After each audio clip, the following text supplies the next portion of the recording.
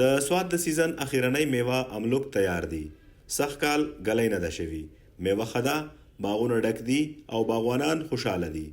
باغوان مراد په دې اړه وایي چې سخت کال بارانونه شوي، میوې به دا کال ګټه وکړي.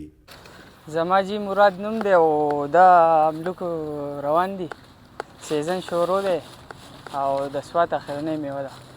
املوک څه کال ښه دي، ګلی ملی پې نه دي شوي، نو ښه دي، املوک ښه دي. مارکیټ ریټ وکړي انشاءالله. نو یاره جی چې په ټایم سنبال شي او مارکیټ ته ویسو نو څه کال ښه ده جی او آفتونه نه دي راغلي او څه کال میوه ښه ده. دې باندې موږ سپری کوو د مچو او بس دغه سنبالښې وشي صحیح جو روپۍ کوي، سنبالښه پورې کار دی. باغوان انور علي وایي چې مونږ سره هیڅ حکومتي تعاون نشته. کاټنې ګرانې دي او میوه منډۍ ته رسول هم ګران شوي دي. موږ باغونو کار کوو شل 500 کالونه او دې له ډیران او سره پکاري سپریګان پې کوو د مچو.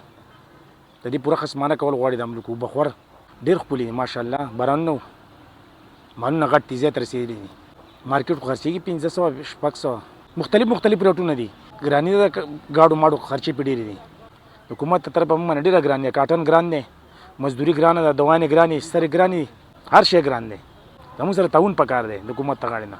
یاره انشاءالله امید کوو، انشاءالله محنت پکوو، پیسې به الله پاک پکې پیدا کوي مزدوري.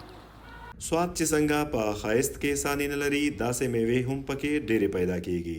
دغه میوو کې املوک هم ده چې اکتوبر کې را رسي او بیا د ملک مختلف برخو ته رسي چې خلک یې خوښوي.